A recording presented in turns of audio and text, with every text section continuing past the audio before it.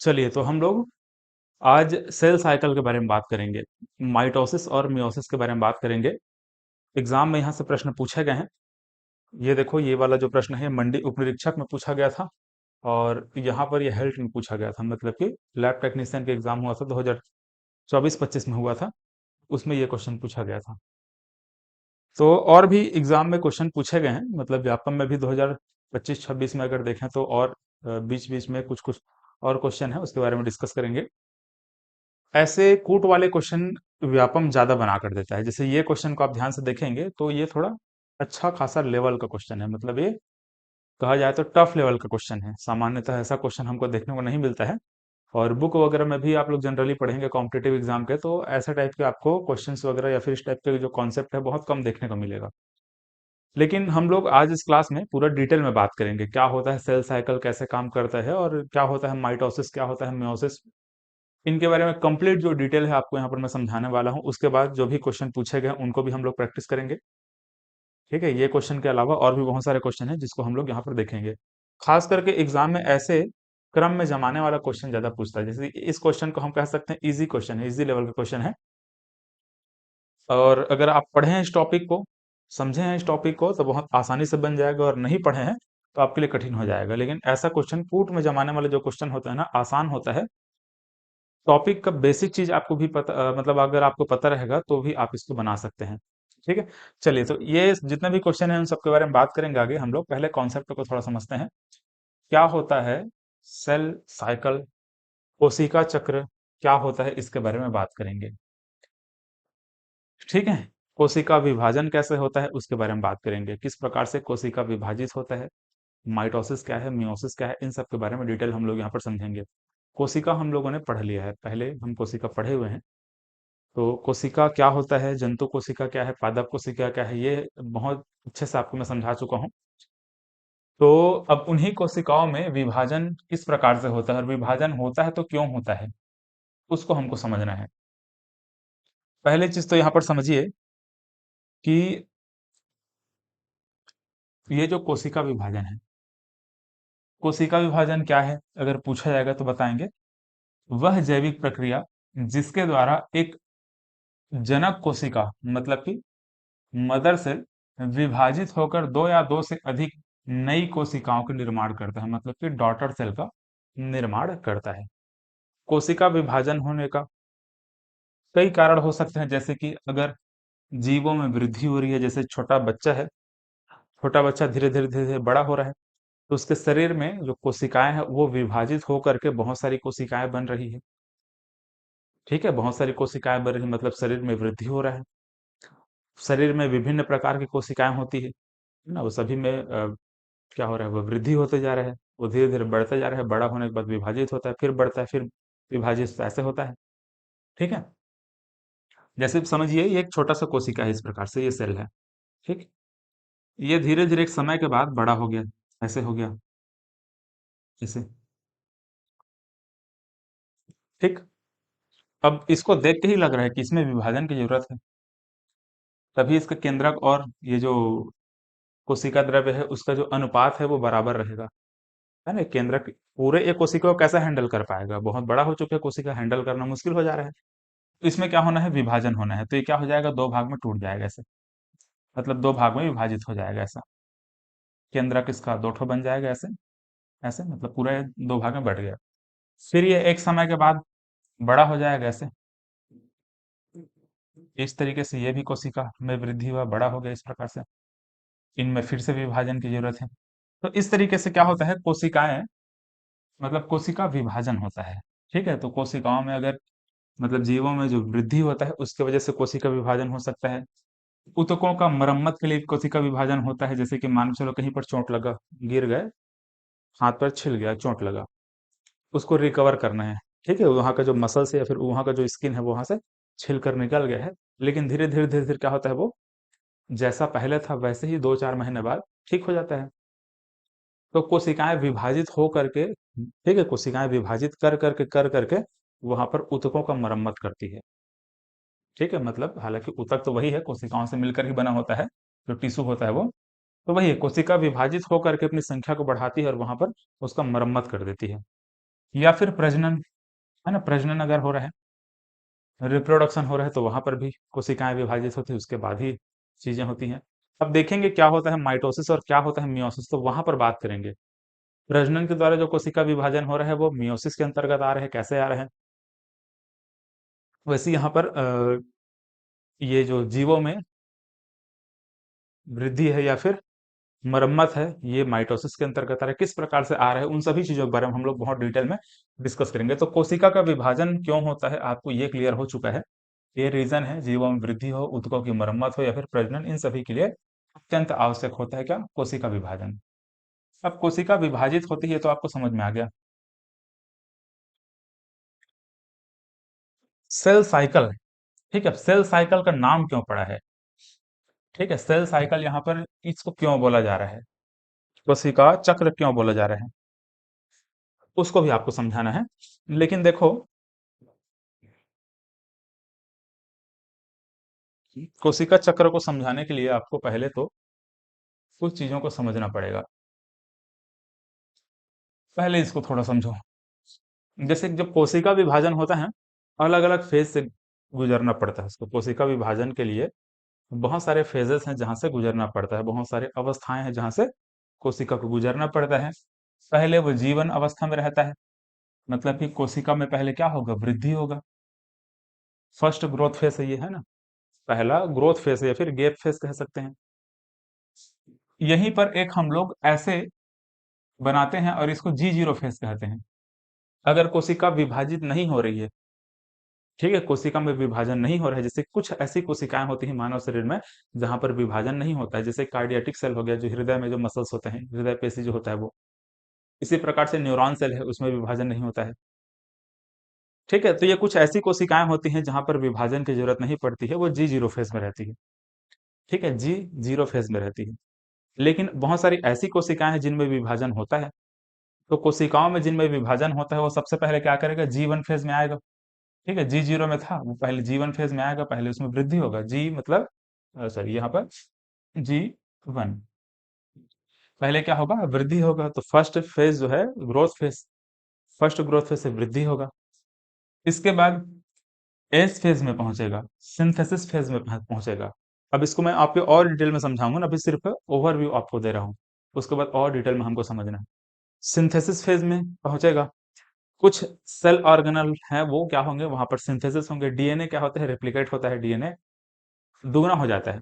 ठीक है, डीएनए क्या होता है, रिप्लिकेट होकर के दुगना बन जाता है। ठीक, तो कुछ चीजें यहाँ पर होती है। इसी प्रकार से हिस्टोन प्रोटीन होता है, वो भी यहाँ पर क्या होता है, डबल हो जाता है। ठीक है, मतलब हिस्टोन प्रोटीन का वहां पर निर्माण होता है, ऐसे कह सकते हैं। इसी प्रकार से अब यहाँ पर जी टू फेज में जब पहुंचते हैं, जी टू फेज में मतलब ग्रोथ फेज फिर से है, तो सेकंड ग्रोथ फेज है। तो यहाँ पर कोशिका जब आती है फिर से इसमें क्या होता है, ग्रोथ होता है। ठीक, कोशिका कोशिका क्या होता है, और बढ़ता जाता है। जैसे कि यहाँ पर देखेंगे जीवन में था, तो मान के चलो ऐसा इतना बड़ा था कोशिका, यहाँ पहुंचते पहुंचते इस प्रकार से, मतलब यहाँ से भी गुजरा, पहुंचते पहुंचते कोशिका लगभग इतना बड़ा हो चुका है। यहाँ पहुंचते पहुंचते कोशिका का आकार और बड़ा हो चुका है ऐसे। अब कोशिका विभाजित होने के लिए क्या हो चुका है, तैयार हो चुका है। अब यहाँ पर ये पहुंचेगा माइटोसिस, मतलब कि एम फेज में। ठीक है, किसमें पहुंचेगा, एम फेज में पहुंचेगा, और यहाँ पर माइटोसिस या फिर मियोसिस के माध्यम से कोशिका में विभाजन होगा। अब इसमें जो सेल डिवीजन यहाँ पर होगा, मतलब ये वाला जो फेज है, इसमें सेल डिवीजन किस प्रकार से होता है, क्या होता है माइटोसिस और क्या होता है मियोसिस, उसके बारे में आपको मैं समझाऊंगा। तो देखो यहाँ पर ये जो कोशिका है, यहाँ तक पहुंचते पहुंचते सेल, मतलब जो कोशिका है उसके आकार में वृद्धि हुई, कुछ सेल ऑर्गेनल बने। मतलब कि कोशिका के विभाजन से पहले पहले जो तैयारी करना है, जैसे युद्ध लड़ने के लिए जाने से पहले हम क्या करते हैं, तैयारी करते हैं, और उसके बाद जब पूरा तैयारी हो जाता है, सैनिक तैयार हो गए, हथियार तैयार हो गए, तो अचानक से फिर अटैक कर देते हैं। इसी प्रकार से यहाँ से लेकर के जीवन से लेकर के एस फेज से लेकर के यहाँ पर जी टू तक, जी वन, एस फेज और जी टू, यहाँ तक आते आते कोशिका तैयार होता है विभाजन के लिए, और यहाँ पर पहुंचने के बाद यहाँ पर कोशिका का विभाजन चालू हो जाता है। अब ये जो कोशिका विभाजन, इसमें माइटोसिस पढ़ेंगे और मियोसिस पढ़ेंगे, तो इसमें हम देखेंगे प्रोफेस, मेटाफेस, एनाफेस, टेलोफेस। इसके बाद साइटोकाइनेसिस, साइटोकाइनेसिस के बारे में बात करेंगे। तो ये जो भी चीजें हैं, इसी के माध्यम से कोशिकाएं क्या होती है, विभाजित होती है, अलग अलग फेज है। तो कोशिका का विभाजन यहाँ हो रहा है। कोशिका विभाजित होने के बाद देखो, कोशिका विभाजित मतलब विभाजित होकर के दो कोशिकाएं बन गई। उन कोशिकाओं में फिर से एक समय के बाद क्या होगा, वो कोशिकाएं वृद्धि होगी, है ना, वो कोशिका फिर से बड़ी होंगी, बड़ी होने के बाद फिर से वही प्रोसेस यहाँ पर होगा। तो कोशिकाएं विभाजित होती हैं, विभाजित होने के बाद जो नई कोशिका बनती है उनमें फिर एक समय के बाद उसका ग्रोथ होगा, उसमें वृद्धि होगा, वो मैच्योर होगा, वो जो सेल है वो, उसके बाद उनमें भी क्या होगा, कोशिका का विभाजन होगा, वो कोशिकाएं भी विभाजित होंगी। इस प्रकार से जो सेल है वो ऐसे चक्र में घूमते रहता है, सेल साइकिल किसको कहते हैं, क्या कहते हैं, सेल साइकिल जिसको कहते हैं।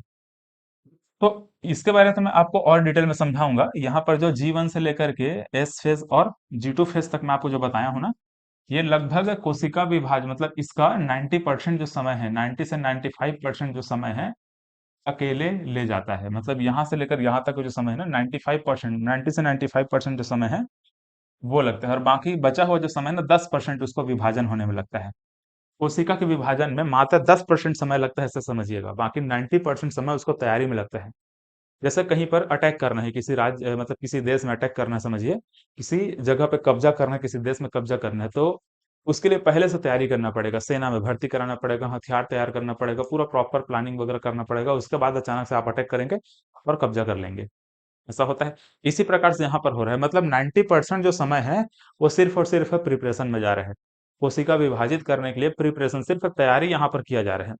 तैयारी एक बार हो जाता है, फिर यहाँ पर अचानक से क्या हो जाता है, कोशिका का विभाजन होता है। अचानक से नहीं कह सकते, क्योंकि इसमें भी अलग अलग फेज हमको गुजरना पड़ता है, ऐसे, ठीक है। पहले न्यूक्लियस क्या होता है, विभाजित होता है, फिर यहाँ पर साइटोकाइनेसिस के माध्यम से देखेंगे कोशिका जो द्रव्य होता है वो विभाजित होता है। चलो, तो इसको तो मैं आपको और एक बार समझाऊंगा, फिलहाल अभी मैं आपको सिर्फ बेसिक चीजों के बारे में, मतलब ओवरव्यू दे रहा था, पहले आप इसको समझिए।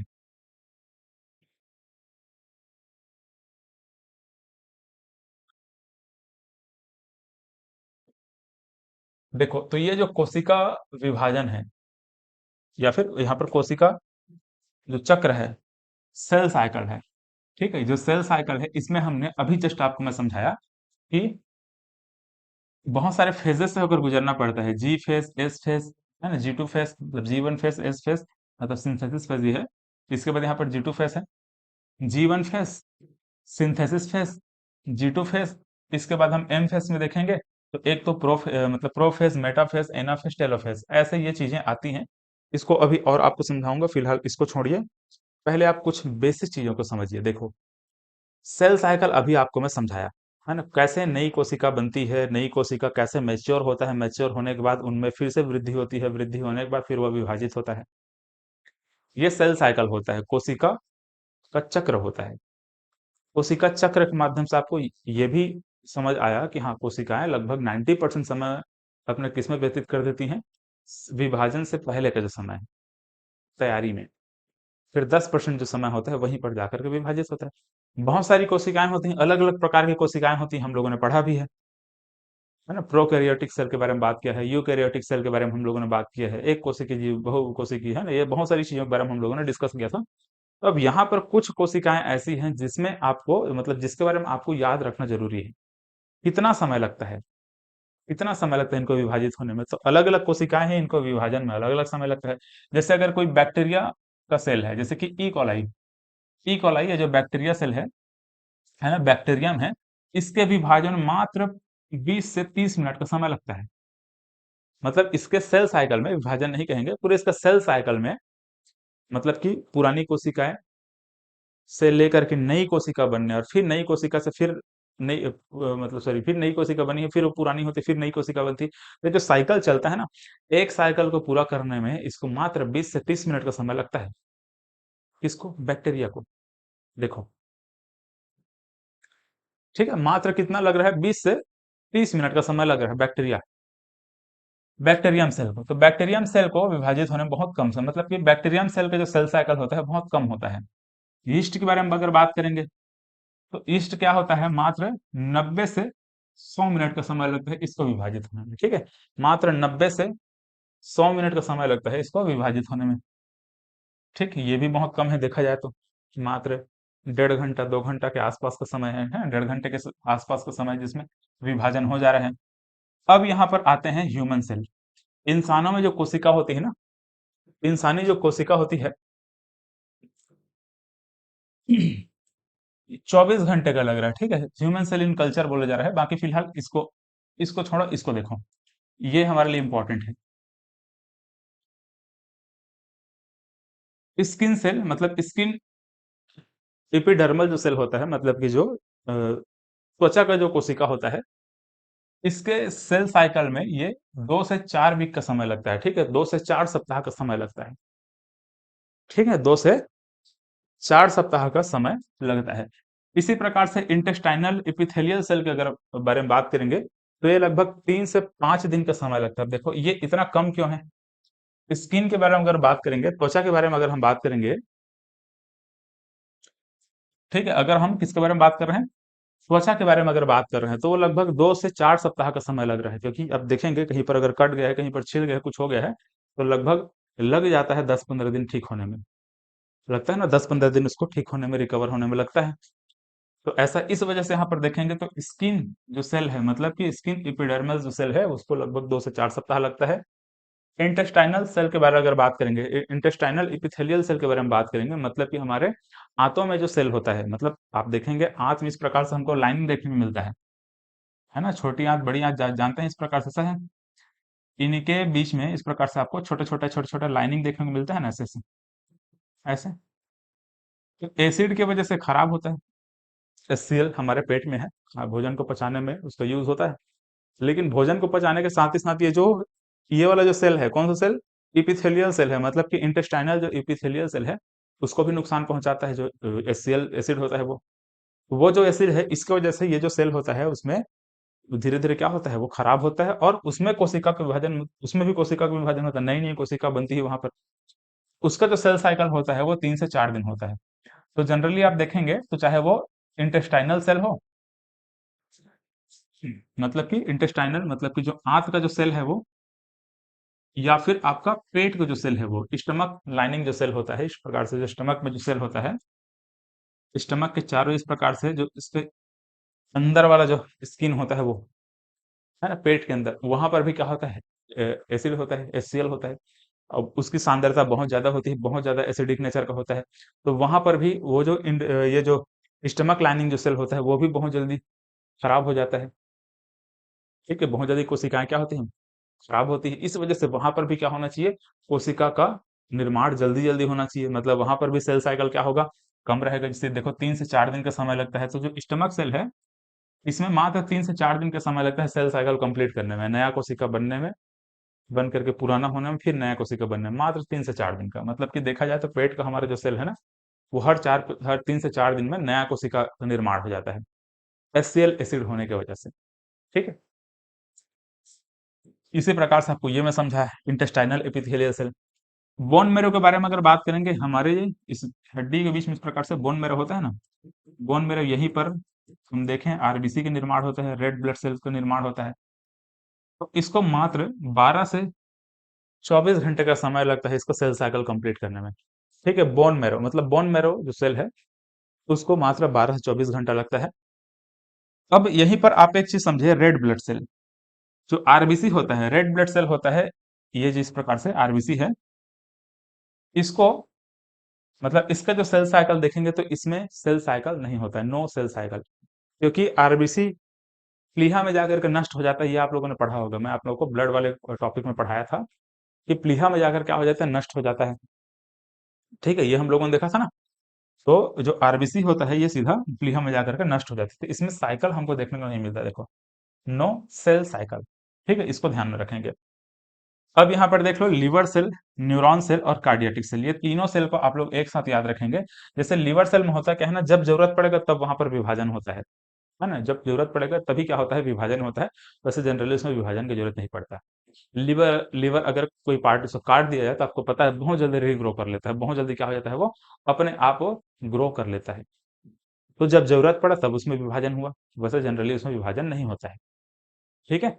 लीवर खराब हो गया कि कोई इसको पार्ट खराब हो, है ना, एक हिस्सा उसका खराब हो गया, तो उसे जल्दी रीग्रो करके क्या कर लेगा, ऑटोमेटिक उसको ठीक कर लेगा। तो जब जरूरत पड़ता है तब इसमें क्या होता है, विभाजन होता है। जबकि दो सेल ऐसे हैं, न्यूरॉन सेल और कार्डियटिक सेल, ये दो सेल ऐसे हैं जिसमें विभाजन नहीं होता, ठीक है, यूजुअली डू नॉट डिवाइड। देखो, ये जी जीरो फेज में होता है, ये दोनों क्या होता है, न्यूरॉन सेल और कार्डियाटिक सेल ये क्या होता है, जी जीरो फेज में होता है। जैसे आपको मैं समझाया था ना, जी जीरो फेज मतलब कि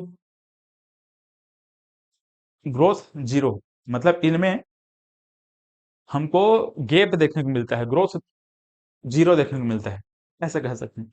एक बार वो सेल बन चुका है, वो बन चुका है। न्यूरॉन सेल एक बार बन गया है, बन गया है। कार्डियाटिक सेल एक बार बन गया है, बन गया है। ठीक है, उसमें हमको वो कोशिकाओं में विभाजन देखने को नहीं मिलता है। ठीक है, उनमें हमको विभाजन देखने को नहीं मिलता है, इस चीज को याद रखेंगे ना। चलिए, तो ये दो है, न्यूरॉन सेल और कार्डियाटिक सेल, जिसमें हमको यूजुअली देखो ये जी जीरो फेज में होता है, इसमें कोशिका विभाजन देखने को नहीं मिलता है, डू नॉट डिवाइड लिखा हुआ है। इस चीज को आप लोग अच्छे से दिमाग में रखेगा। तो ये जितने भी डिफरेंट टाइप का सेल है, उनमें किस प्रकार से उसका सेल साइकिल होता है, कितना कितना समय लगता है, वो हमको ये देखने को मिला। तो इसमें क्या क्या चीजें आपको याद रखने की जरूरत है, उसको आप ध्यान रखेगा। जैसे यहाँ पर जो बैक्टीरियम सेल होता है ना, बैक्टीरिया का जो कोशिका होता है, वो बहुत जल्दी जल्दी विभाजित होता है, इसको याद रखने की जरूरत है। इसी प्रकार से स्किन इपिडर्मल जो सेल होता है, वो आपको जरूरत है याद रखने में। 3 से 4 सप्ताह का समय लग जाता है स्किन जो हमारा होता है वो है ठीक होने में। इंटेस्टाइनल सेल और स्टमक सेल, ये दोनों को एक साथ याद रखिए। ठीक है, ये लगभग 3 से 4 दिन का समय इसमें, इस प्रकार से 3 से 4 दिन, 4 से 5, मतलब 3 से 4 या फिर 5 दिन का लगभग समय लगता है। इन दोनों को एक साथ याद रखो। HCl पेट में एसिड होता है, HCl, इसकी वजह से इसमें जो कोशिकाएं हैं जल्दी खराब होती हैं, और उसका विभाजन जरूरी हो जाता है। ठीक है, रिकवरी जरूरी हो जाता है। बोन मैरो को याद रखेंगे, बोन मैरो लगभग 12 से 24 घंटे का समय लगता है। लीवर सेल याद रखेंगे, न्यूरॉन सेल याद रख, कार्डियाटिक सेल याद रखेंगे। इन तीनों को याद रखेंगे। लीवर सेल तो जब जरूरत पड़ेगा तब विभाजन होगा, और न्यूरॉन सेल और कार्डियाटिक सेल, ये दोनों में विभाजन नहीं होता है। ठीक है, ये दोनों में विभाजन नहीं होता है, याद रखेंगे। रेड ब्लड सेल, इसमें भी हम देखते हैं इसका सेल साइकिल नहीं होता है, डायरेक्ट जाकर क्या हो जाता है, नष्ट हो जाता है प्लीहा में। ये हम लोगों ने समझा। ठीक, अब यहाँ पर plant root tip meristem cell है। ये उतना इंपॉर्टेंट नहीं है, चाहो तो इसको याद रख सकते हैं। 12 से 24 घंटे का समय इसमें लगता है। जो पौधा होता है ना, पौधे का जो सेल होता है, पौधे में अलग अलग प्रकार का हम लोग सेल पढ़ते हैं, लेकिन यहाँ पर जो मेरिस्टेम सेल है, उसको बनने में लगभग 12 से 24 घंटे का समय लगता है।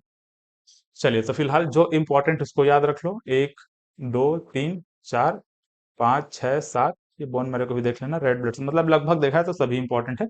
इसको आप लोग एक एक बार देख लीजिएगा। शरीर में कुछ ऐसी भी कोशिकाएं होती हैं, जैसे कि आप मुंह में देखेंगे, तो हमारा जो मुंह में अगर कहीं पर छाला हो जाए, कहीं पर कुछ जल जाए, तो वो लगभग 12 से 24 घंटे में ठीक हो जाता है ना। तो कुछ ऐसे भी सेल होती हैं जो जल्दी रिकवर हो जाती हैं। कुछ ऐसा सेल होते हैं जैसे कि हमारे स्किन हो गया, तो ये कहीं पर छिल जाए, जल जाए, ठीक होने में काफी लंबा समय लगता है। तो इसको एक बार और देख लीजिएगा, कितना कितना समय लग रहा है सेल साइकिल को कंप्लीट होने में। ये कुछ इंपॉर्टेंट पॉइंट है, उसी को बस आप लोग देखना है, बाकी को जरूरत नहीं है। ठीक है, सबसे ज्यादा इंपॉर्टेंट अगर मैं बात करूं तो न्यूरॉन सेल और कार्डियाटिक सेल है। ये दोनों का मतलब सेल साइकिल, मतलब ये क्या है, यूजुअली डू नॉट डिवाइड, मतलब ये इसमें कोशिका का विभाजन नहीं होता है। एक बार बन गया तो बन गया, दोबारा इसमें बनने का कोई चांसेस नहीं है। ठीक है, इसीलिए आपको पता है ना, न्यूरॉन अगर खराब हो जाए, या फिर हार्ट का मसल्स अगर खराब हो जाए, तो उसको ठीक कर पाना बहुत मुश्किल हो जाता है। लीवर के बारे में भी आपको समझा दिया, रेड ब्लड सेल भी आपको समझा दिया, स्टमक में आपको समझा दिया, है ना। पेट में, पेट का लाइनिंग हो, या फिर ये जो छोटी आंत बड़ी आंत होता है, वो हो, उसमें एसिड की वजह से जल्दी खराब होता है, इसलिए यहाँ पर 3 से 4 दिन में वो ठीक, मतलब कोशिका का विभाजन हो जाता है। बोन मैरो में खून का मतलब रेड ब्लड सेल्स का निर्माण होता है ना, आरबीसी का निर्माण होता है बोन मैरो में। इस वजह से यहाँ पर देखो 12 से 24 घंटे का समय लगता है इसमें, सेल साइकिल के लिए। चलिए, तो ये यहाँ तक कंप्लीट हुआ। अब देखो, ये जो सेल साइकिल है, ये तो हम लोगों ने समझा। सेल साइकिल अब कैसे काम करता है, मतलब कैसे होता है सेल साइकिल को कंप्लीट होने में कितना समय लग रहा है, वो तो हम लोगों ने समझ लिया। अब ये सेल साइकिल होता क्या है, कैसे ये कहाँ से कहाँ तक घूमता है, ये हमको समझना है। तो सेल साइकिल में जब हम लोग देखेंगे ना, तो सबसे पहला जो फेज होता है वो इंटरफेज होता है। ठीक है, अब इंटरफेज में आप ये नहीं कहेंगे कि इंटरफेज एक रेस्टिंग फेज है, आप नहीं कहेंगे। जिस समय डिवाइड नहीं हो रहा है सेल, उस समय इंटरफेस हम बोल रहे हैं, उस समय को हम इंटरफेस बोल रहे हैं, आप ये नहीं कहेंगे। मतलब हालांकि देखो, डिवाइड उस समय नहीं हो रहा है, लेकिन इसको आप ये नहीं बोलेंगे कि ये रेस्टिंग फेज है, नहीं बोलेंगे। स्थायी हो चुका, ऐसा नहीं कहेंगे। इस समय भी कुछ ना कुछ सेल के अंदर काम होते रहता है, तो रेस्टिंग फेज नहीं है, याद रखेंगे।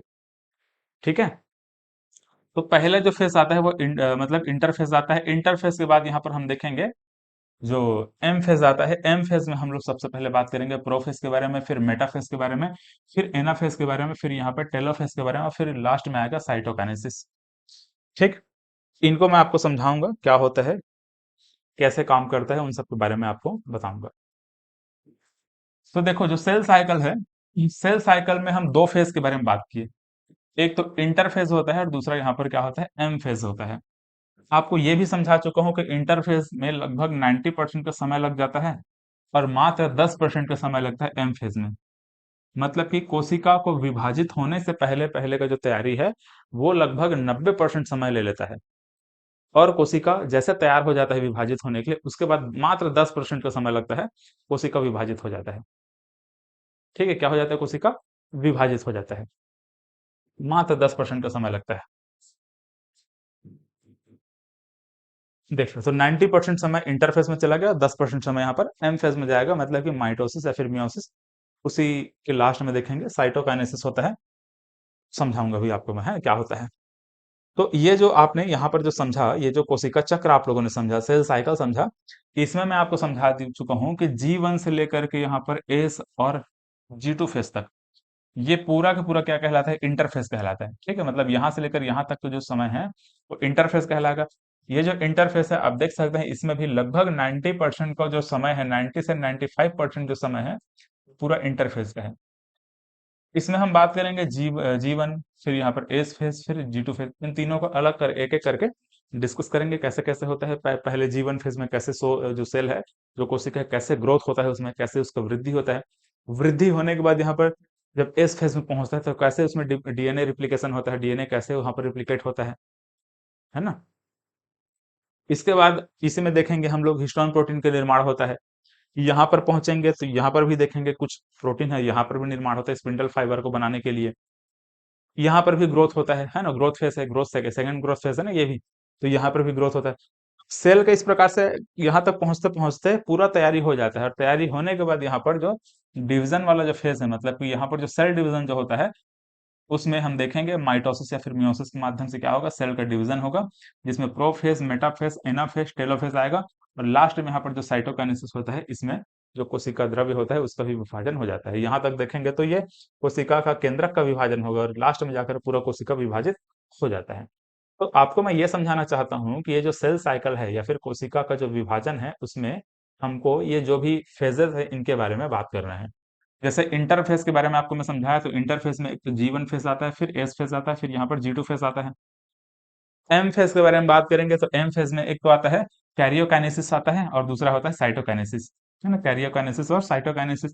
तो कैरियोकाइनेसिस में न्यूक्लियर डिवीजन होता है, नाभिकीय विखंडन, मतलब नाभिकीय खंडन होता है। नाभिक क्या होता है, विभाजित होता है, एंड न्यूक्लियस क्या होता है, विभाजित होता है। तो जो सेल का न्यूक्लियस होता है वो विभाजित होता है किसमें, कैरियोकाइनेसिस में। उसके बाद साइटोकाइनेसिस में जो साइटोप्लाज्मिक जो डिवीजन है वो होता है। ठीक, साइटोप्लाज्म का क्या होता है, यहाँ पर विभाजन होता है। तो साइटोप्लाज्मिक जो डिवीजन होता है उसको कैरियोकाइनेसिस कहते हैं, सॉरी साइटोकाइनेसिस कहते हैं। और यहाँ पर कैरियोकाइनेसिस मतलब कि जो न्यूक्लियर जो डिवीजन होता है, मतलब कि जो न्यूक्लियस होता है वो विभाजित होता है, उसको हम क्या कहते हैं, कैरियोकाइनेसिस। तो कैरियोकाइनेसिस और साइटोकाइनेसिस दोनों को याद रखें, कैरियोकाइनेसिस और साइटोकाइनेसिस। लास्ट वाला फेज यहाँ पर हमको साइटोकाइनेसिस के रूप में देखने को मिल रहा है। अब देखो कैरियोकाइनेसिस में हमको एक तो प्रोफेज देखने को मिलता है, फिर मेटाफेज देखने को मिलता है, फिर एनाफेज, और इसके बाद यहाँ पर telophase. Prophase, metaphase, anaphase, telophase. तो कोशिका का जो न्यूक्लियस है, कोशिका का जो केंद्रक है, मतलब कोशिका का जो न्यूक्लियस है, उसका जो विभाजन होता है इन्हीं चारों फेज से होते हुए विभाजित होता है वो। यहाँ से लेकर यहाँ तक कोशिका का क्या हो जाएगा, केंद्रक का विभाजन, मतलब कि जो न्यूक्लियस उसका विभाजन हो जाएगा। लास्ट में जाकर के जो साइटोप्लाज्म है उसका विभाजन, मतलब कि वो पूरा कोशिका बढ़ जाता है, दो भाग में से है। ठीक है, साइटोप्लाज्म जो डिवीजन होता है वहां पर। ठीक, तो इन सभी फेज को याद रखेंगे। अब इन सभी फेजों को हम एक एक करके डिस्कस करेंगे, ठीक है, एक एक करके विस्तार से हम लोग समझते हुए जाएंगे। पहले मैं आपको G1 फेज को समझाऊंगा, फिर एस फेज को समझाऊंगा, फिर G2 फेज को समझाऊंगा। इन तीनों फेज में हमको सिर्फ ये देखने को मिलता है कि कोशिका का क्या होता है, कोशिका वृद्धि होता है, कोशिका अपने आप को बड़ा करता है विभाजित होने से पहले। ठीक है, कोशिका का जो केंद्रक होता है, देखो अब इस प्रकार से कोशिका इतना बड़ा है, केंद्रक अगर छोटा हो गया, कोशिका बढ़ते बढ़ते मान के चलो कोशिका पहले इतना छोटा था, केंद्रक कितना था, ठीक है, कोशिका फिर थोड़ा बड़ा हुआ, इस प्रकार से इतना केंद्रक इतना ही बड़ा है, और बड़ा हो गया, इतना बड़ा हो गया। तो देखेंगे तो G1 फेज में ऐसा कुछ था समझो, S फेज में आते आते ऐसा हो गया, G2 फेज में आते आते ऐसा हो गया। अब इतना जब बड़ा हो गया है कोशिका, इसका केंद्रक जो है, उसका जो न्यूक्लियस है वो उतना ही बड़ा है। विभाजन तो जरूरी है। ये बेचारा न्यूक्लियस इसको पूरा कैसे संभाल पाएगा, इतना बड़ा कोशिका को कैसे संभाल पाएगा, कोशिका के अंदर जो भी चीजें हो रही हैं उसको कैसे हैंडल कर पाएगा। ठीक है, इस वजह से विभाजन जरूरी हो जाता है। तो यहाँ पर G2 फेज तक पहुंचते पहुंचते क्या होता है, कोशिकाओं में वृद्धि होता है। ठीक है, इसमें भी वृद्धि होगा, इसमें कुछ संश्लेषण होगा, इसमें वृद्धि होगा, यहाँ पर भी कुछ प्रोटीन का संश्लेषण होगा। अब क्या क्या कैसे कैसे होता है हम लोग देखेंगे। जैसे G1 फेज में हम अगर बात करेंगे तो यहाँ पर मैं आपको क्या समझाया, कोशिका में वृद्धि होता है। ठीक, एस फेज में जब पहुंचते तो डीएनए का रिप्लिकेशन होता है, वहां पर हिस्टोन प्रोटीन भी बनता है, डीएनए रिप्लिकेशन और हिस्टोन प्रोटीन बनता है। G2 फेज में पहुंचेंगे तो वहां पर स्पिंडल फाइबर के निर्माण के लिए वहां पर कुछ प्रोटीन का निर्माण होता है। ठीक है, ट्यूबुलिन नाम का प्रोटीन है जिसका संश्लेषण वहां पर होता है। तो इस फेज में इस प्रकार से कोशिका अपने आप को तैयार कर लेता है विभाजन के लिए। अब जैसे यहाँ पर एम फेज में पहुंचेंगे, एम फेज का जो कैरियोकाइनेसिस वाला जो प्रोसेस है, मतलब कैरियोकाइनेसिस वाला जो फेज है, जिसमें न्यूक्लियस में डिवीजन होगा, न्यूक्लियस का विभाजन होगा, उसमें हम प्रोफेस, मेटाफेस, एनाफेस और टेलोफेस देखेंगे। तो मुख्य विभाजन करने का जो है ना, कोशिका को विभाजित करने का जो श्रेय है, या फिर कोशिका को विभाजित करने का जो प्रोसेस है, यहां से लेकर के यहां तक हो रहा है। प्रोफेज, मेटाफेज, एनाफेज, टेलोफेज, इसी में क्या हो रहा है, कोशिका विभाजित हो रहा है। यहाँ तक तो प्रिपरेशन हो रहा था, कोशिका को विभाजित करने का प्रिपरेशन चल रहा था, तैयारी चल रहा था। तैयारी जैसे ही हो गया, यहाँ पर कोशिका विभाजन चालू हो जाएगा। ठीक, मतलब कोशिका विभाजन वो भी केंद्रक न्यूक्लियस का विभाजन। ठीक है, क्या होगा, न्यूक्लियस का विभाजन यहाँ पर चालू हो जाता है, और लास्ट में फिर जाकर के साइटोप्लाज्मिक डिवीजन होता है। अब क्या होता है, कैसे होता है, इसको आप थोड़ा और इमेज के माध्यम से समझिए।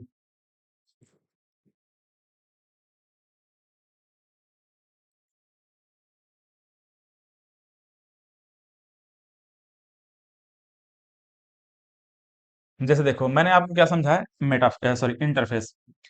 इंटरफेस में जैसे इंटरफेस है नहीं, देखो यहाँ पर यह समझा, इंटरफेस है 90% का समय लेता है ये, तो मात्र 10% का समय जो बाकी जो प्रोसेस है वो लेता है। तो जो इंटरफेस है ना, ये 90%, लगभग 90 से 95% का समय ये खा जाता है पूरा। सेल अपने आप को, मतलब कोशिका अपने आप को विभाजन के प्रोसेस से गुजारने के लिए तैयार करता है। ठीक है, तैयार करता है, पहले अपने अंदर एनर्जी स्टोर करेगा, कुछ सिंथेसिस होगा, यहाँ पर प्रोटीन का सिंथेसिस यहाँ पर होगा, संश्लेषण होगा, या फिर डीएनए का संश्लेषण होगा। तो जो भी चीजें यहाँ पर पहले तैयारी प्रिपरेशन लगता है, 90% का समय लगेगा, और बाकी जो बचा खुचा 10% का समय है, इस प्रकार से यहां से लेकर यहां तक का 10% का समय यहाँ खत्म होता है। तो देखो, हालांकि इधर हम लोग ज्यादा लंबा दिख रहा है, आपको प्रोसेस लंबा दिख रहा है, लेकिन है छोटा, मतलब कि मात्र 10% में कंप्लीट हो जाता है, यहां से लेकर यहां तक। ये लगता है इंटरफेस में जो चीजें हैं वो लगभग 90% का समय वो लेता है। तो इसको ध्यान रखेंगे। अब इंटरफेस में भी आपको मैं समझा चुका हूँ, इंटरफेस में क्या क्या होता है। एक तो G1 फेज हम लोगों ने देखा है ना, G1 फेज, इसके बाद एस फेज हम लोगों ने देखा, फिर यहाँ पर G2 फेज, ये तीनों फेज को मैं आपको समझाऊंगा कैसे होता है, क्या होता है। तीन फेज से गुजरता है तब कहीं इंटरफेस जाकर कंप्लीट होता है। इसके बीच में भी ये जो G1 फेज है, इसी के बीच में हमको एक G0 फेज देखने को मिलता है। G0 फेज उसमें होता है जो सेल डिवाइड नहीं होता है, जैसे कि हम लोगों ने देखा है आपका जो कार्डियटिक सेल, न्यूरॉन सेल, इन सब में डिवीजन नहीं होता है। तो ये G0 फेज में लोग रहते हैं। तो G1S और, है ना, G1 फेज, सिंथेसिस फेज और G2 फेज, ये तीनों फेज को कंप्लीट होने में 90% समय यहाँ लग जाता है, और बचा हुआ जो 10% है यहाँ पर होगा। देखो, सेल पहले अपने आप को तैयार करता है, इंटरफेज में क्या करता है, अपने आप को तैयार करता है कोशिका विभाजन के चक्र में डालने के लिए, मतलब सॉरी, कोशिका विभाजन में एम फेज में आने के लिए। इंटरफेस पहले आया, इंटरफेस के बाद यहाँ पर देखेंगे एम फेज, है ना, माइटोसिस फेज कह सकते हो। तो माइटोसिस में यहाँ पर, माइटोसिस फेज में यहाँ पर देखो प्रोफेज पहले है, फिर यहाँ पर मेटाफेज है, फिर एनाफेज है, फिर यहाँ पर टेलोफेज है। टेलोफेज में पहुंचते पहुंचते आप ध्यान से देखेंगे तो जो न्यूक्लियस है, देखो ये न्यूक्लियस यहाँ पर है, ये न्यूक्लियस है। न्यूक्लियस पहले यहाँ पर हमको गायब हो गया ऐसा कुछ दिख रहा है ना, न्यूक्लियस जो मेम्ब्रेन है, मतलब जो इसका जो केंद्रक झिल्ली है, वो यहाँ पर गायब होते हुए हमको दिखाई दे रहा है, इस प्रकार से हाँ गायब हो गया है। यहाँ पर देखो कंप्लीट रूप से गायब हो गया है, लेकिन यहाँ पर फिर से देखोगे तो इस प्रकार से हमको न्यूक्लियस फिर देखने को मिल रहा है। ऐसे न्यूक्लियस यहाँ पर देखने को मिला। तो न्यूक्लियस पहले यहाँ पर एक ठो था, न्यूक्लियस एक था, यहाँ पहुंचते पहुंचते टेलोफेज में पहुंचते पहुंचते यहाँ पर 2 हो चुका है ना, 2 हो चुका है।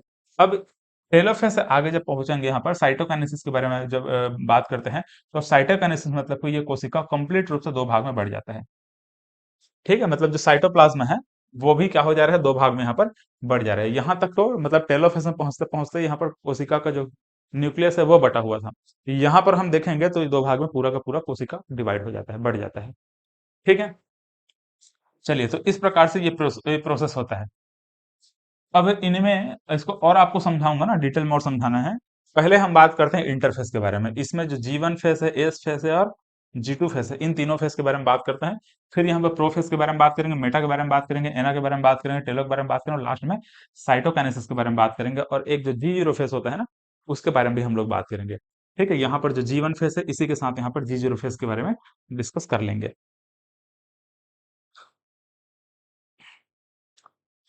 चलिए तो देखो यहाँ पर अब ये जो इंटरफेस है उसके बारे में पहले बात कर रहे हैं। इंटरफेस, तो आपको मैं ये समझा चुका हूँ कि इंटरफेस में 90% का समय लगता है। ठीक है, इस तरीके से जब आप देखेंगे, पहला आएगा हमारा जी1 फेस है। जी1 फेस से लेकर किस प्रकार से ये कंप्लीट होने में, मतलब कि जी वन फेस से एस फेस के बाद यहाँ पर जी2 फेस, इसको कंप्लीट होने में जो समय लगता है वो 90%, 90 से 95% का समय लगता है। इन तीनों फेस को मिलाकर हम क्या कहते हैं, इंटरफेस कहते हैं। इंटरफेस जैसे कंप्लीट होगा, यहाँ पर एम फेस के बारे में बात करेंगे। ठीक, एम फेस चलता है, एम फेस मात्र 10% का समय यहाँ लगता है। एम फेस में यहाँ पर प्रोफेस, मेटाफेस, एनाफेस, टेलोफेस, ये सब हम बात करते हैं। तो ये चीज यहाँ पर आएगा, लास्ट लास्ट में यहाँ पर साइटोकाइनेसिस आएगा। ठीक है, तो हम लोगों ने क्या समझा कि जी1 फेस, एस फेस और जी2 फेस, ये तीनों फेस को अब हमको समझना है। इसके बाद यहाँ पर एम फेस के बारे में बात करेंगे, मतलब पहले इंटरफेस का ये 3 फेस को हमको समझना होगा। तो पहले तो ये समझ लीजिए कि ये जो इंटरफेस है होता क्या है, इंटरफेस क्या है, इसके बाद इसके बारे में बात करेंगे, जी1 एस जी2 इस सब के बारे में। तो देखो इंटरफेस क्या है, इंटरफेस इज ए, एक minute, interface is the interface is the active growth oriented stage of the cell cycle during which cell spends about 90 to 95%। देखो सेल साइकिल का लगभग 90 से 95% जो समय है वो इंटरफेस में लगता है। ठीक है, 90 से 95% जो समय है वो कौन लेता है, इंटरफेस लगता है। और ये क्या चीज है, ये जो इंटरफेस होता है वो एक्टिव और ग्रोथ ओरिएंटेड स्टेज है। ये जो इंटरफेस होता है ये ग्रोथ ओरिएंटेड फेस है। ठीक है, ग्रोथ ओरिएंटेड क्या है, एक फेज है जिसमें लगभग 90 से 95% का जो समय है वो लग जाता है। और इस दौरान क्या होता है, जो कोशिका होता है उसमें कुछ वृद्धि होगी, कुछ डुप्लीकेशन होगा, है ना। सेल में देखेंगे कुछ ऑर्गेनेल है वो क्या होता है, अलग अलग भाग में डुप्लीकेट होता है ना। कुछ सेल ऑर्गेनेल है वो डुप्लीकेट होता है, रिप्लिकेट होता है। डीएनए का हम लोग रिप्लिकेशन देखेंगे यहाँ पर। Prepares for the cell division, मतलब सेल डिवीजन के लिए पहले प्रिपरेशन होता है। ठीक, अब इसमें इंटरफेज में हमको 3 फेजेस देखने को मिलता है, जी1 एस और जी2 फेज, ये 3 फेज हमको देखने को मिलता है। ये 3 फेज हम यहाँ पर रखा हुआ है। इन्हीं तीनों फेज को हम लोग यहाँ पर समझेंगे क्या होता है। देखिए तो जो इंटरफेस है, इंटरफेस, अब यहाँ पर एक प्रश्न बनता है, क्या इंटरफेस मतलब रेस्टिंग फेज है, इज इंटरफेस है रेस्टिंग फेज, क्या इंटरफेस एक रेस्टिंग फेज है? तो नहीं, इंटरफेस रेस्टिंग फेज नहीं है।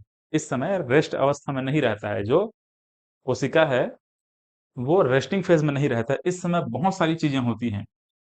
It is highly metabolically active, है ना। मतलब कि ये बहुत ज्यादा क्या होता है, ये जो इंटरफेस है ये रेस्टिंग फेज में नहीं रहता, मेटाबॉलिकली एक्टिव फेज है ये। ठीक है, चलिए तो ये हुआ हमारा इंटरफेस। इंटरफेस के अंतर्गत जी1 और जी2 फेज और एस फेज, इन तीनों को समझते हैं। अब यहाँ पर मेटाबॉलिकली एक्टिव फेज से बहुत सारी चीजें यहाँ पर हो रही है, मतलब बहुत सारी चीजें यहाँ पर हो रही है। तो क्या हो रही हैं, जीवन फेज मतलब कि ये जो इंटरफेस है इसमें क्या हो रहा है। इंटरफेस में क्या होता है, तो जी1 फेज आता है, फिर एस फेज, फिर जी2 फेज। देखो जी1 फेज को समझिए पहले। फर्स्ट ग्रोथ फेज को क्या कहते हैं, जीवन फेज कहते हैं। जी का मतलब है ग्रोथ या फिर गेप। ठीक है, ग्रोथ या फिर क्या होता है, गेप होता है। तो जीवन फेज मतलब कि फर्स्ट ग्रोथ फेज या फिर गेप फेज। इसमें होता क्या है, कोशिका का आकार बढ़ता है। कोशिका का क्या होता है, आकार बढ़ता है। मैं आपको पहले भी समझा चुका हूँ, पहले क्या करेगा, कोशिका छोटा रहता है, धीरे धीरे धीरे अपना आकार को बढ़ाता है। आकार जैसे ही बढ़ जाएगा उसके बाद फिर क्या होता है, कोशिका में विभाजन का जो प्रोसेस होता है वो चालू होता है, मतलब कि एम फेज में आता है वो। ठीक है, तो यहाँ पर कोशिका का आकार बढ़ता है। ठीक, किसमें? जीवन फेज में, है ना? गैप फेज बोलो या फिर ग्रोथ फेज बोलो। यहीं पर आरएनए और डीएनए जो प्रोटीन होता है उसका संश्लेषण होता है। आरएनए और मतलब आरएनए और कुछ प्रोटीन है जिसका संश्लेषण यहाँ पर होता है। डीएनए को यहाँ पर बात करें, डीएनए का संश्लेषण यहाँ पर होता है एस फेज में, ध्यान रखेंगे। तो आरएनए और प्रोटीन का संश्लेषण कहाँ पर होता है? तो ये जीवन फेज में होता है, याद रखेंगे।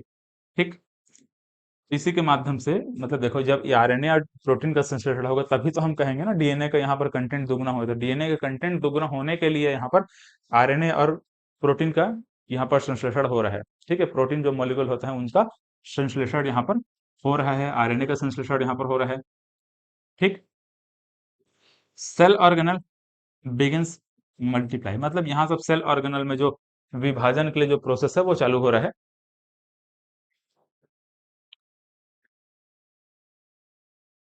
चलिए, तो देखो यहाँ पर अब ये आता है एस फेज। एस फेज मतलब कि सिंथेसिस फेज आता है, सिंथेसिस फेज।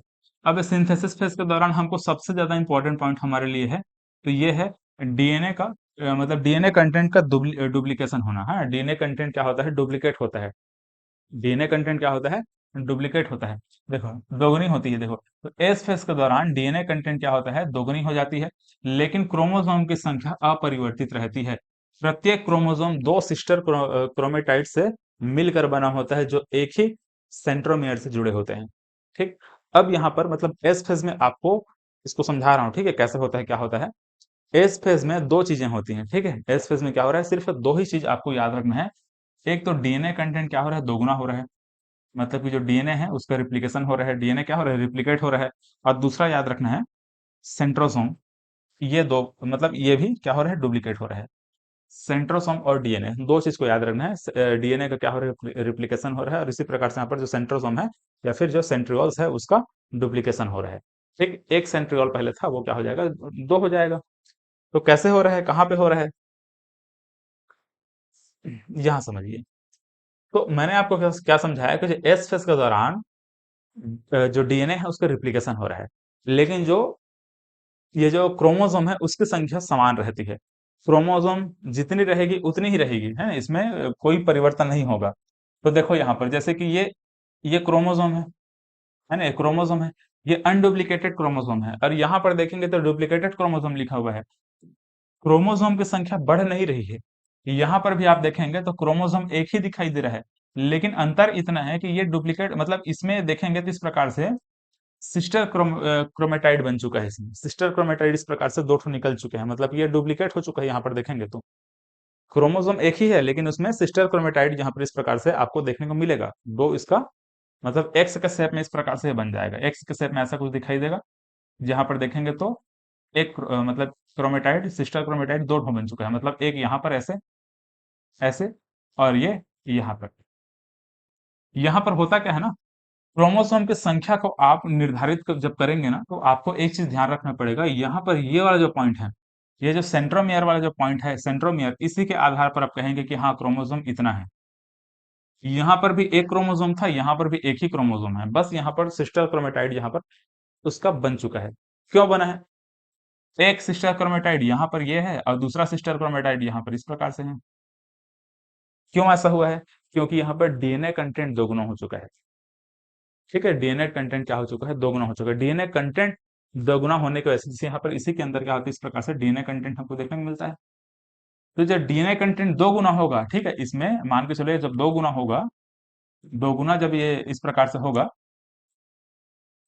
तो यहाँ पर भी इस प्रकार से डीएनए कंटेंट होंगे, है ना? इस प्रकार से तो यहाँ पर भी रहेगा। जब डीएनए दोगुना हो रहा है तो जगह भी तो ज्यादा चाहिए ना। इसी वजह से यहाँ पर देखेंगे सिस्टर क्रोमेटाइड यहाँ पर बना हुआ है, मतलब सिस्टर क्रोमेटाइड के रूप में हमको ये जो क्रोमोसोम है वो देखने को मिलता है।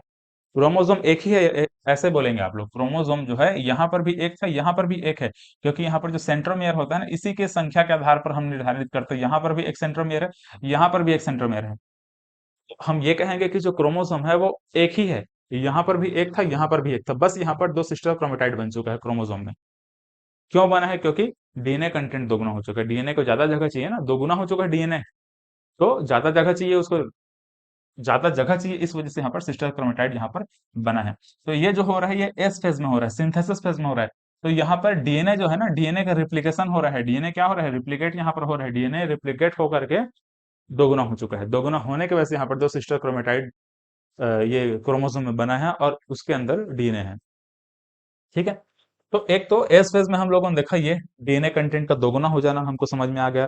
क्रोमोसोम की संख्या स्थिर होती है, जितनी पहले थी उतनी अभी भी है। ठीक, क्योंकि यहाँ पर देखेंगे सेंट्रोमियर एक है, सेंट्रोमियर एक है, इस वजह से यहाँ पर क्रोमोसोम एक ही है बोलेंगे, मतलब क्रोमोसोम की संख्या स्थिर है बोलेंगे, एक नहीं बोलेंगे, स्थिर है। ठीक है, अब कितना होता है आगे मैं बताऊंगा, 46 जो होता है उसके बारे में आगे बात करेंगे। तो यहाँ पर हमको ये तो समझ में आ गया कि हाँ ये क्रोमोसोम है, उसकी संख्या स्थिर है, लेकिन डीएनए कंटेंट दोगुना हो चुका है। ठीक, अब दूसरा चीज यहाँ पर सेंट्रियोल देखो, पहले एक सेंट्रियोल था, यहाँ पर एक ठो सेंट्रियोल था, अब यहाँ पर दो सेंट्रियोल हो जाता है ऐसे।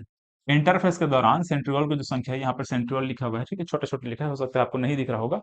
इंटरफेस के दौरान क्या हो रहा है, यहाँ पर सेंट्रियोल की संख्या दो हो जा रही है। पहले एक था, अब यहाँ पर दो हो चुका है, एक यहाँ दो सेंट्रियोल हो चुके हैं। तो ये जो होता है वो एस फेस के दौरान ये चीजें हो रही है। तो एस चरण मतलब कि सिंथेसिस फेस के दौरान कोशिका अपने डीएनए की प्रतिकृति बनाता है, मतलब कि डीएनए रिप्लिकेट होता है। ये अभी आपको मैं समझाया। ठीक है, क्या होता है, डीएनए रिप्लिकेट होता है, जिससे कोशिका में डीएनए की कुल मात्रा दोगुनी हो जाती है। देखो कोशिका में क्या हो रहा है, डीएनए की मात्रा क्या हो जा रही है, दोगुनी हो जा रही है। कोशिका में डीएनए की मात्रा क्या हो रही है, दुगनी हो जा रही है। लेकिन जो गुणसूत्र है, मतलब कि जो क्रोमोसोम है, क्रोमोसोम की संख्या नहीं बदलती। ठीक है, क्रोमोसोम की संख्या नहीं बदलती है, क्योंकि गुणसूत्रों की मतलब कि जो क्रोमोसोम है उसकी गणना सेंट्रोमियर से की जाती है। बताया ना, सेंट्रोमियर से की जाती है। ये जो सेंट्रोमियर है इसकी संख्या के आधार पर क्रोमोसोम की गणना करते हैं। यहाँ पर भी एक था, यहाँ पर भी एक है, भले यहाँ पर जो सिस्टर क्रोमेटाइड है वो जुड़े हुए हैं इस प्रकार से। तो क्रोमोसोम की संख्या नहीं बदलती है, ध्यान रखेंगे। भले यहाँ पर डीएनए कंटेंट क्या हो रहा है, दोगुना हो जा रहा है। तो क्रोमोसोम की संख्या के आधार पर ही सॉरी, यहाँ पर सेंट्रोमेयर के संख्या के आधार पर ही क्या करते हैं, क्रोमोसोम की संख्या को हम निर्धारित करते हैं। तो प्रतिकृति मतलब रिप्लिकेट होने के बाद दोनों डीएनए प्रतियां एक ही सेंट्रोमियर से जुड़ी रहती हैं। ठीक है, यहाँ पर जुड़ा हुआ है, ये जो दोनों यहाँ पर देख रहे हैं ना सिस्टर क्रोमेटाइड, जिसके अंदर इस प्रकार से यहाँ पर हम लोग डीएनए कंटेंट अंदर में देखते हैं, तो दोनों क्या है, एक ही सेंट्रोमियर से जुड़ा हुआ है। ठीक, इस वजह से कहेंगे क्रोमोसोम की संख्या नहीं बदली है, अभी भी उतनी है। चलिए, प्रत्येक गुणसूत्र मतलब प्रत्येक क्रोमोसोम जो पहले सिंगल क्रोमेटाइड के रूप में होते थे, अब वह सिस्टर क्रोमेटाइड के रूप में है। मतलब वही है, सिस्टर क्रोमेटाइड के रूप में है। मैं बताया आपको, एक्स आकार में बन चुका है ऐसे, एक्स के आकार में दिख रहा है ऐसे, है ना, एक इधर सिस्टर क्रोमेटाइड और एक इधर ऐसे एक्स के आकार में दिखाई देने लगते हैं, जो बीच से केंद्रीय भाग मतलब सेंटर वाले पॉइंट में सेंट्रोमेयर से जुड़ा होता है।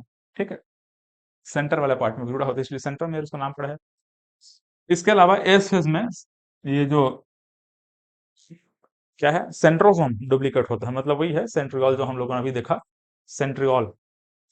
ये यहाँ पर ये जो सेंट्रियोल है, सेंट्रियोल ये भी क्या हो रहा है, दोगुना हो रहा है। ठीक, सेंट्रोसोम बोलो या फिर सेंट्रियोल बोलो, वो क्या हो रहा है, दोगुना, मतलब कि दो ठो हो जा रहा है, दोगुना हो जा रहा है, पहले एक था वो दो हो चुका है। चलो, तो ये हमारा दो चीजें यहाँ पर हम लोगों ने देखा, किसमें हम लोगों ने देखा, एस फेस में, सिंथेसिस फेस में ये चीजें हमको इस प्रकार से देखने को मिलता है। अब यहाँ पर पहुंचते हैं जी टू फेस। तो जी टू फेस में, ये जी टू फेस मतलब कि सेकंड ग्रोथ फेस है ना, कोशिका का फिर से यहाँ पर क्या होगा, ग्रोथ होगा, कोशिका में फिर से क्या होगा, यहाँ पर वृद्धि होगा। तो जी टू फेज में हमको क्या देखने को मिलता है, एक तो कोशिका अपने अंदर ऊर्जा को स्टोर करके रखता है, एनर्जी स्टोर करके रखता है, क्योंकि अब उसको एम फेज में पहुंचना है। एम फेज में जाने के लिए, है ना, एम फेज में जब जाएगा तो कोशिका में क्या होगा, विभाजन होगा। तो कोशिका विभाजन से पहले पहले अपने अंदर क्या करेगा, एनर्जी को स्टोर करके रखेगा।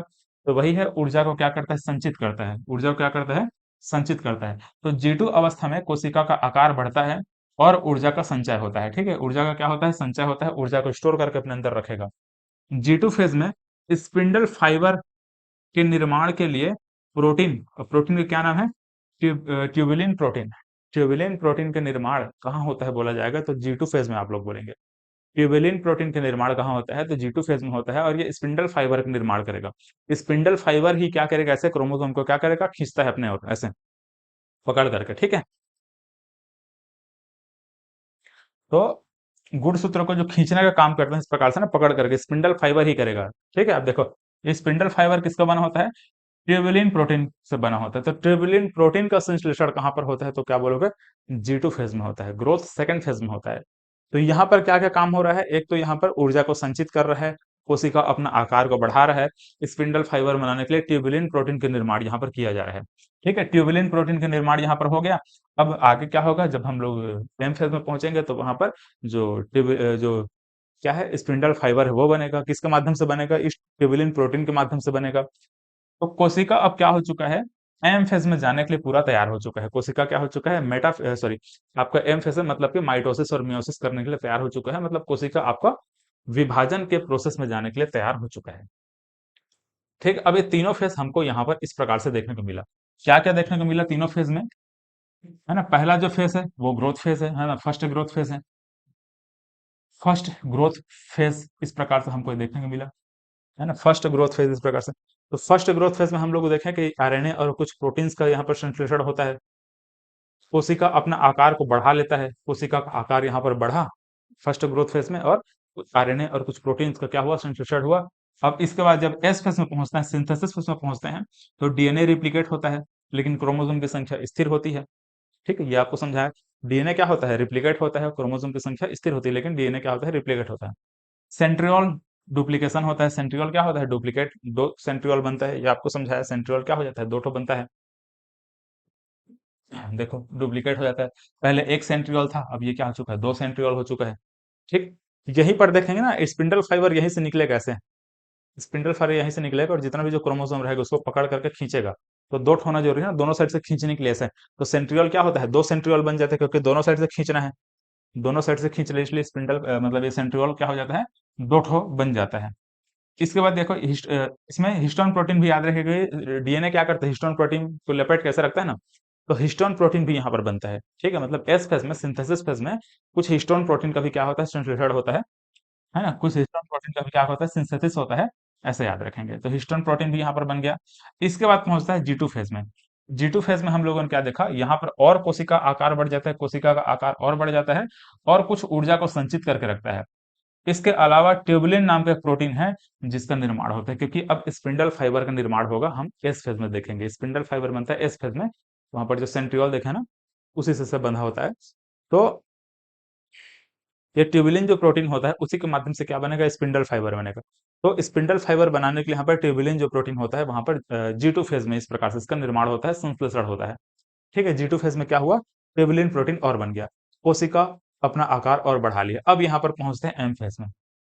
एम फेज में अब कोशिका का विभाजन चालू होगा। ठीक है, तो यहां तक तो हमको समझ में आ गया। हमारा ये जो इंटरफेस है वो कंप्लीट हो गया। अब हम लोग जब पहुंचेंगे एम फेज में, तो एम फेज में हमको क्या देखना है, एम फेज में हमको पढ़ना होता है कि किस प्रकार से कोशिका का जो विभाजन है वो होता है। एम फेज में अब यहाँ पर हम क्या करेंगे, माइटोसिस और मियोसिस दोनों को देखेंगे। तो यहाँ पर हम एम फेज में देखेंगे प्रोफेज, मेटाफेज, एनाफेज और टेलोफेज, ऐसे। इसका लास्ट में साइटोकाइनेसिस होता है। ठीक है, तो ये इसको हमको समझना है। ठीक है, ये किस प्रकार से प्रोफेज होता है, फिर यहाँ पर मेटाफेज होता है, फिर एनाफेज होता है, फिर टेलोफेज होता है, फिर साइटोकाइनेसिस होता है। तो कोशिका कैसे इस तरीके से विभाजित हो रहा है, इसका प्रोसेस क्या है, आगे हम लोग एम फेज में इन सभी चीजों को डिस्कस करेंगे। हमारा इस क्लास में हम लोग इंटरफेस को कंप्लीट किया। इंटरफेस में क्या क्या आपको समझाना था, बहुत अच्छे से आपको मैं डिस्कस कर चुका हूँ।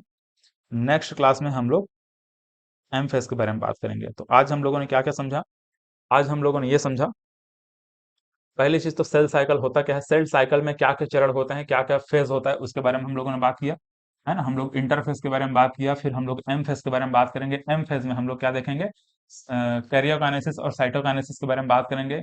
हाँ, तो यहाँ पर हम न्यूक्लियर डिवीजन जब देखते हैं तो वहां पर प्रोफेज देखेंगे, मेटाफेज देखेंगे, एनाफेज देखेंगे, टेलोफेज देखेंगे, और लास्ट में यहाँ पर साइटोकाइनेसिस के बारे में बात करेंगे।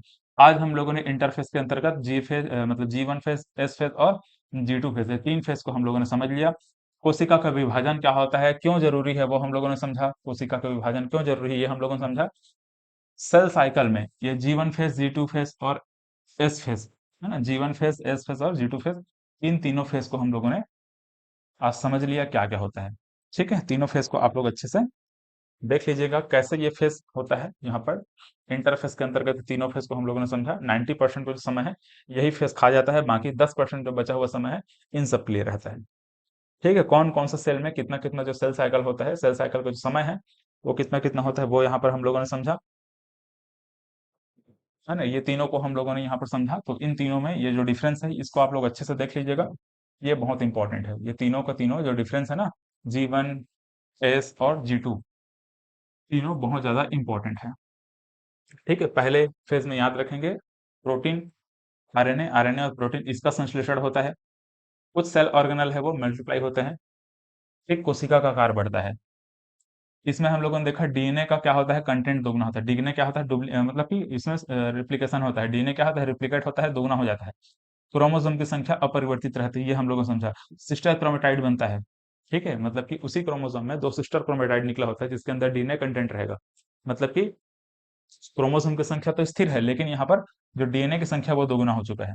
इसी प्रकार से हम लोगों ने सेंट्रोसोम देखा, सेंट्रोसोम की संख्या भी दुगनी हो जाती है, मतलब कि जो सेंट्रियोल है उसकी संख्या बढ़ जाती है, जस्ट दोगुनी हो जाती है, क्योंकि दोनों साइड से खींचना है किसको, स्पिंडल फाइबर के माध्यम से क्रोमोसोम को खींचना होगा। ठीक, इस वजह से। इसके बाद हम लोगों ने जी2 फेज के बारे में बात किया, ये भी ग्रोथ फेज है। इस अवस्था में कोशिका का आकार और बढ़ जाता है, ऊर्जा को संचित करके रखता है क्योंकि अब उसको विभाजन करना है। स्पिंडल फाइबर के निर्माण के लिए ट्यूबुलिन नाम का जो प्रोटीन होता है इसका संश्लेषण होता है, जी2 फेज में, याद रखेंगे। ठीक है, कोशिका एम फेज में जाने के लिए पूरा तैयार हो चुका है। अब आगे हम लोग एम फेज के बारे में बात करेंगे। ठीक है, नेक्स्ट क्लास में आपको एम फेज में समझाऊंगा क्या होता है, कैसे होता है। एम फेज के अंतर्गत ये जो भी चीजें हैं, माइटोसिस और मियोसिस, दोनों में डिफरेंस हम लोग समझेंगे। इसके अलावा जी जीरो फेज है, उसको भी बारे में भी बात करेंगे। जी जीरो फेज में आगे आपको मैं समझा दूंगा, जी जीरो फेज आपको समझा चुका हूँ। कोशिका अगर रेस्ट फेज में अगर चला जा रहा है, सेल अगर जैसे कार्डियाटिक सेल हो गया, न्यूरॉन सेल हो गया, अगर उनमें विभाजन नहीं हो रहा है तो वो जी जीरो फेज में पहुंच जाते हैं। ठीक, ग्रोथ उसमें नहीं होता, ऐसा समझिएगा।